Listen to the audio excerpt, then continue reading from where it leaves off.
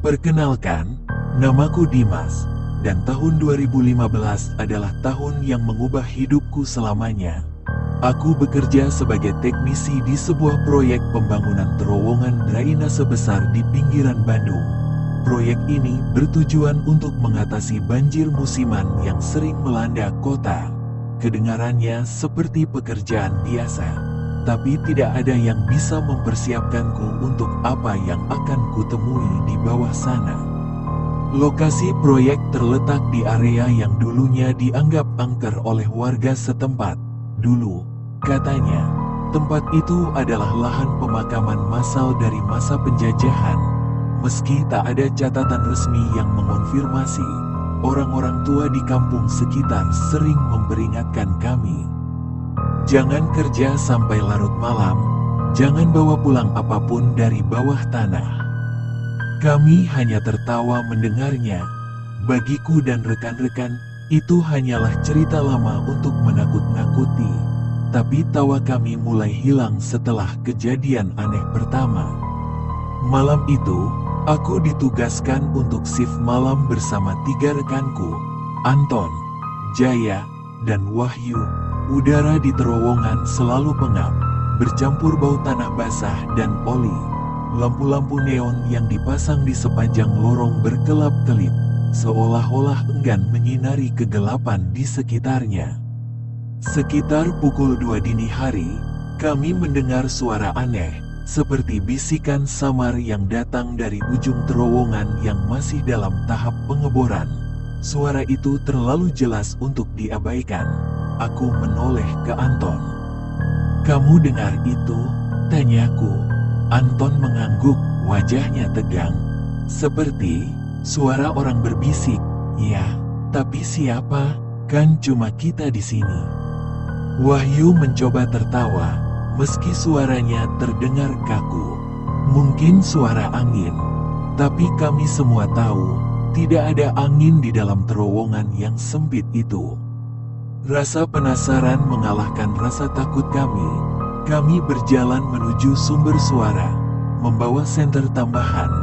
Semakin dekat, bisikan itu semakin jelas, berubah menjadi suara seseorang yang memanggil pelan-pelan. "Tolong, tolong aku." Kami berhenti. Tidak ada orang di depan kami. Hanya terowongan gelap yang seharusnya belum digali lebih jauh.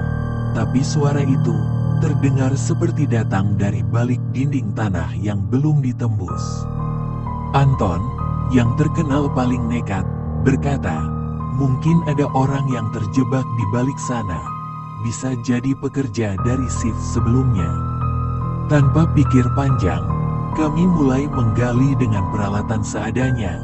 Tanahnya lebih keras dari biasanya, seolah-olah melindungi sesuatu. Setelah sekitar 30 menit menggali, kami menemukan sesuatu. Bukan orang, bukan ruang tersembunyi. Kami menemukan sebuah celah kecil yang menganga seperti mulut. Dari dalam celah itu, keluar bau busuk yang membuat kami hampir muntah. Dan suara itu masih ada, tapi kali ini berubah. Bukan lagi suara minta tolong, suaranya menjadi lebih menyeramkan, seperti desisan yang penuh kemarahan. Tiba-tiba, lampu-lampu di sepanjang terowongan padam serentak, kegelapan total. Aku bisa merasakan bulu kuduku berdiri. Senter di tanganku bergetar saat aku mencoba menyalakannya. Saat cahaya kecil itu berhasil menyala, aku melihat sesuatu yang membuat darahku membeku.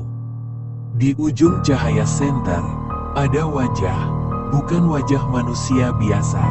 Wajah itu pucat, matanya kosong tanpa bola mata. Mulutnya terbuka lebar seolah-olah berteriak, tapi tidak ada suara. Hanya ada keheningan yang menusuk. Aku terjatuh ke belakang, berteriak sekeras mungkin, tapi suaraku terasa tertelan oleh kegelapan di sekitarku. Saat aku tersadar, aku sudah berada di luar terowongan. Badanku penuh lumpur, dan rekan-rekanku menatapku dengan wajah ketakutan. Tapi yang paling membuatku merinding adalah ketidakhadiran Anton. Dia menghilang. Tidak ada yang tahu kemana dia pergi. Pencarian dilakukan berhari-hari. Bahkan polisi turun tangan. Tapi Anton seolah-olah ditelan oleh bumi. Terowongan tempat kami bekerja ditutup sementara. Tapi kisah ini belum berakhir di sana. Beberapa minggu setelah kejadian itu, aku mulai mendengar suara yang sama. Di rumahku, bisikan pelan di malam hari. Kadang-kadang aku merasa ada yang mengawasiku dari sudut ruangan, meskipun aku sendirian. Dan setiap aku bermimpi, aku melihat Anton, berdiri di ujung lorong gelap, dengan mata kosong dan mulut menganga, seolah ingin mengatakan sesuatu, tapi tak bisa. Dan yang paling mengerikan, kadang-kadang aku mendengar suaranya di kamarku, berbisik pelan. Tolong aku, tolong aku. Suara dari bawah tanah. Sejak malam itu, hidupku berubah menjadi mimpi buruk yang tak berujung. Aku tak bisa tidur nyenyak, dihantui oleh bayangan Anton yang muncul di sudut mataku. Bisikan itu terus menghantui. Kadang terdengar jelas di tengah malam ketika rumahku sepi. Suara itu selalu sama. Tolong aku. Aku mencoba meyakinkan diriku bahwa ini hanyalah efek dari trauma. Tapi bagaimana menjelaskan bekas goresan di dinding kamarku setiap kali aku bangun, goresan panjang. Seolah-olah seseorang atau sesuatu menggaruk dinding dengan kuku tajam. Aku mulai menjauh dari orang-orang, bahkan keluargaku. Tapi aku tahu aku tidak sendirian. Jaya dan Wahyu juga mengalami hal serupa. Jaya sering mengeluh tentang bayangan hitam yang berdiri di pojok kamarnya. Hanya diam tanpa bergerak, menatapnya tanpa mata. Suatu malam, dia meneleponku sambil menangis. Dim, aku dengar suara itu lagi. Dia ada di kamarku, dia menatapku. Aku bergegas ke rumahnya. Saat tiba, pintu rumah Jaya terbuka sedikit, berderit pelan. Ruangan di dalam gelap gulita. Aku memanggil namanya, tapi tak ada jawaban. Ketika aku masuk, bau busuk langsung menusuk hidungku, bau tanah basah dan sesuatu yang membusuk. Dengan tangan gemetar, aku menyalakan senter ponselku. Cahaya itu langsung jatuh pada Jaya yang duduk di lantai. Tubuhnya gemetar hebat, matanya kosong, dan dia berbisik pelan. Dia ada di sini. Dia berdiri di belakangmu. Aku refleks menoleh. Tidak ada siapa-siapa, tapi hawa dingin yang aneh membuatku tahu ada sesuatu di sana. Jaya tak pernah pulih sepenuhnya sejak malam itu. Dia kehilangan akal sehatnya, dilarikan ke rumah sakit jiwa, terus menggumamkan nama Anton, seolah-olah dia masih bisa melihatnya. Wahyu, dia menghilang. Sama seperti Anton. Aku tahu satu-satunya cara untuk menghentikan semua ini adalah kembali ke tempat asalnya, terowongan itu. Aku menghubungi supervisor lama kami, Pak Hendra, dan memintanya menemaniku. Dia menolak mentah-mentah. Terowongan itu seharusnya tidak pernah dibuka. Tapi aku nekat, aku tak peduli lagi.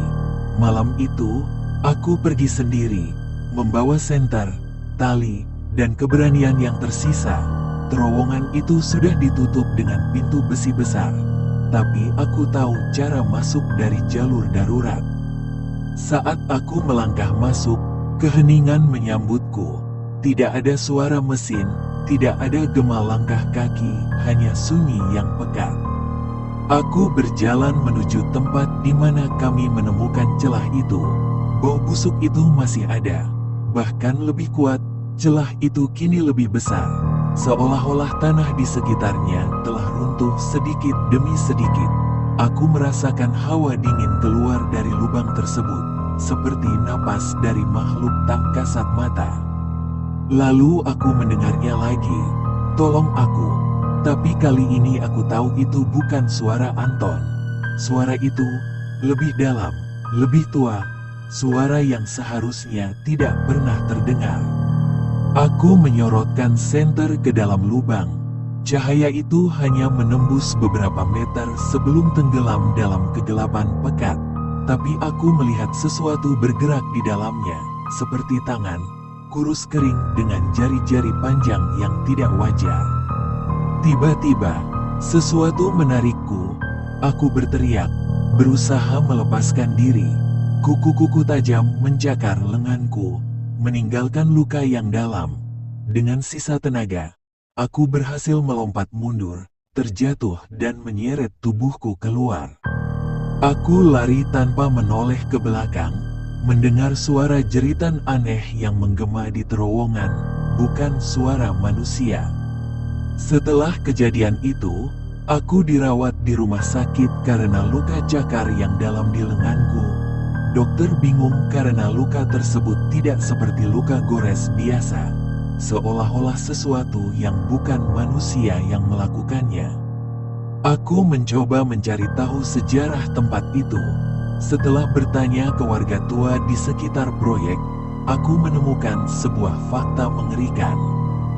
Dulu, di masa penjajahan, ada terowongan rahasia yang digunakan sebagai tempat penyiksaan. Ratusan orang mati di sana, dikubur hidup-hidup, tubuh mereka dibiarkan membusuk di kedalaman tanah. Konon, roh-roh mereka tak pernah tenang. Terowongan yang kami bangun ternyata membelah jalur terowongan lama itu. Kami tanpa sadar membangunkan sesuatu yang seharusnya tetap terkubur. Anton, Wahyu, dan bahkan Jaya, mereka semua menjadi korban dari sesuatu yang lebih tua dan lebih gelap dari apapun yang bisa dibayangkan. Dan aku masih mendengar bisikan itu, bahkan sekarang. Tolong aku. Tapi aku tahu, itu bukan permintaan tolong, itu adalah panggilan.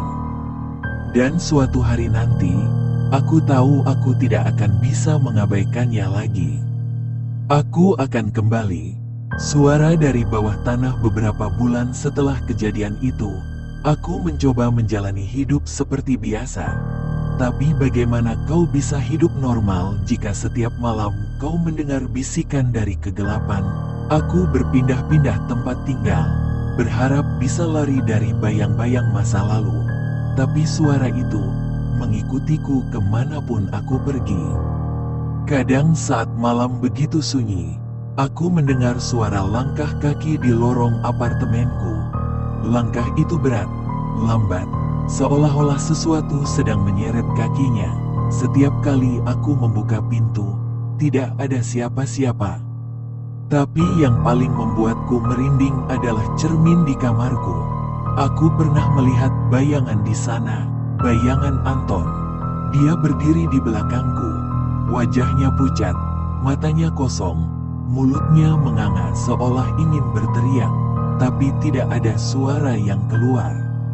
Aku mulai bertanya-tanya, apakah Anton benar-benar hilang, atau dia terjebak di suatu tempat, di antara dunia ini dan dunia lain? Suatu malam, aku terbangun karena mendengar suara ketukan. Bukan dari pintu, tapi dari bawah, lantai kamar. Ketukan itu teratur. Dum, dum, dum. Aku menempelkan telingaku ke lantai, dan jantungku hampir berhenti saat aku mendengar bisikan pelan. Dimas, buka, aku di sini. Aku melompat mundur, tubuhku gemetar hebat. Aku tahu aku tidak bisa mengabaikannya lagi. Aku harus menemukan jawaban.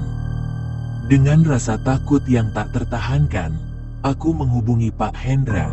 Dia awalnya menolak bertemu, tapi akhirnya setuju setelah aku memaksa. Saat kami bertemu di sebuah warung kopi kecil, dia tampak lebih tua dan lelah. Kamu seharusnya tidak kembali ke terowongan itu, katanya sambil menatapku dengan mata kosong. Apa yang kalian bangunkan, itu bukan sesuatu yang bisa dimengerti manusia. Pak Hendra mengaku pernah melihat bayangan di lokasi proyek, jauh sebelum kejadian kami.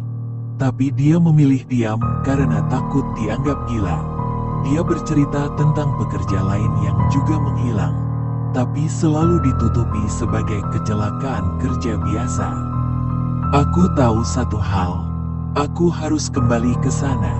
Malam itu juga, aku dan Pak Hendra menuju lokasi terowongan yang kini sudah ditutup sepenuhnya. Kami masuk dari jalur darurat yang hampir terlupakan, melewati lorong-lorong sempit yang penuh debu dan bau apek. Setiap langkah kami terdengar menggema, seolah-olah ada yang mengikuti di belakang. Aku terus menoleh, tapi tidak ada siapa-siapa. Akhirnya, kami tiba di depan celah itu. Celah itu kini lebih besar, seolah-olah tanah di sekitarnya telah menganga lebar, menjadi sebuah lubang gelap yang dalam. Bau busuk itu lebih menyengat, membuat kami hampir muntah. Pak Hendra tiba-tiba berhenti, wajahnya pucat. "Kamu dengar itu?" bisiknya. Aku mendengar, bukan bisikan, teriakan minta tolong, tapi terdistorsi, seperti berasal dari tempat yang jauh, atau dari dunia lain. Aku menyalakan senter dan mengarahkannya ke lubang. Di sana, aku melihat sesuatu yang membuat darahku membeku. Tangan kurus kering yang mencoba meraih keluar dari kegelapan. Lalu wajah Anton muncul di antara kegelapan itu, tapi bukan wajahnya yang ku kenal. Kulitnya pucat membiru, matanya hitam pekat, dan mulutnya menganga lebar dengan suara jeritan yang tidak manusiawi. Pak Hendra berteriak dan mencoba kabur, tapi tanah di bawah kakinya tiba-tiba runtuh. Dia terjatuh, terseret ke dalam lubang gelap itu, jeritannya memudar hingga hilang. Aku berdiri membeku, tak mampu bergerak, sampai sesuatu menarik kakiku. Tangan lain muncul, menjengkeram pergelangan kakiku dengan kekuatan yang luar biasa. Aku berteriak, berusaha melepaskan diri. Dengan segenap tenaga, aku berhasil melepaskan diri dan berlari keluar, meninggalkan semuanya di belakang. Sudah bertahun-tahun sejak malam itu, tapi lukaku tak pernah sembuh. Luka di kakiku, bekas cakar itu, masih ada, seolah-olah baru saja terjadi. Kadang-kadang luka itu berdarah sendiri tanpa alasan. Aku hidup dalam ketakutan, selalu merasa diawasi. Anton masih ada di sana, dan dia tidak sendirian. Suara itu kadang muncul di tengah malam, membisikkan kata-kata yang sama, "Tolong aku." Tapi aku tahu, itu bukan permintaan tolong, itu perangkap. Dan suatu hari nanti, bisikan itu akan memanggilku kembali, ke dalam kegelapan yang tak pernah benar-benar pergi.